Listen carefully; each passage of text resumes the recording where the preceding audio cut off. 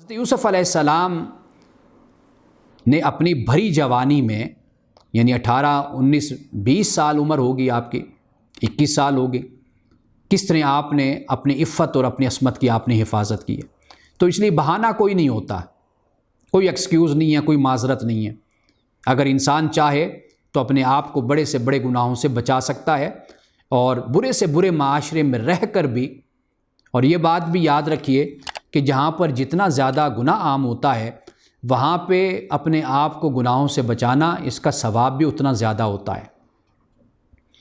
اب اس کے بعد وقال نسوۃ فی المدینہ امرأۃ العزیز تراود فتاها عن نفسه، اب یہ واقعہ مشہور ہو گیا اور شہر کی جو عورتیں تھیں وہ آپس میں باتیں کرنے لگیں، اور انہوں نے کہا کہ جو عزیز کی بیوی ہے وہ اپنے غلام پر فریفتہ ہو گئی ہے یا اپنے غلام کے پیچھے پڑ گئی ہے۔ قد شغفها حبا، اور اس کی محبت نے اس کو بے قابو کر دیا ہے۔ انا لنراها فی ضلال مبین، کہ بے شک ہم اس کو کھلی دلال میں پاتے ہیں، یعنی یہاں پر دلال سے مراد غلطی کہہ لیں یا شدید محبت کہہ لیں، یا اس کو غلطی کے معنی میں لیا جا سکتا ہے۔ فلما سمعت بمکرہن، اب جب عزیز کی بیوی نے جب سنا ان کے مکر یعنی ان کے مکارانہ باتیں سنی، ارسلت الیہن، تو ان کو پیغام بھیجا، واعتدت لہن متکا واعطت کل واحدۃ منہن سکینہ، اور پھر ان کے لیے ایک مجلس خوبصورت سی مزین کر دی اور تکیے وغیرہ لگا دیے، اور اس دعوت میں ہر ایک کو ایک چھری سکین پکڑا دی۔ وقالت اخرج علیہن،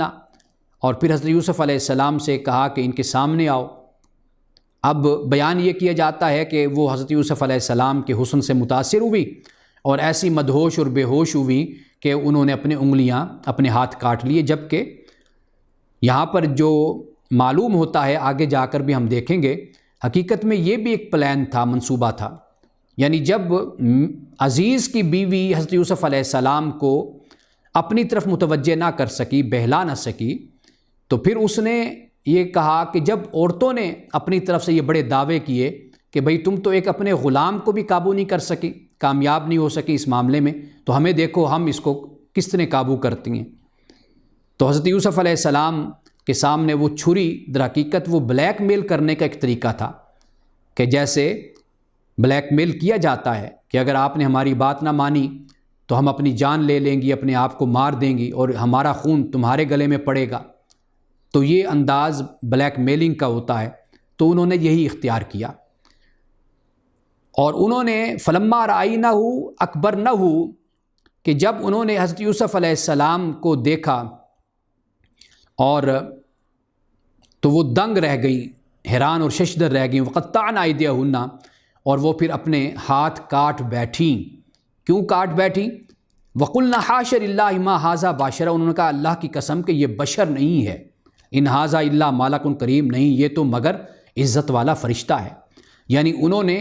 حضرت یوسف علیہ السلام کو بہکانے کی، پھسلانے کی پوری کوشش کی، لیکن کامیاب جب نہ ہوئی تو انہوں نے کہا کہ بھئی یہ تو بڑا ہی با کردار ہے، یہ تو ایسے جیسے فرشتہ ہوتا ہے۔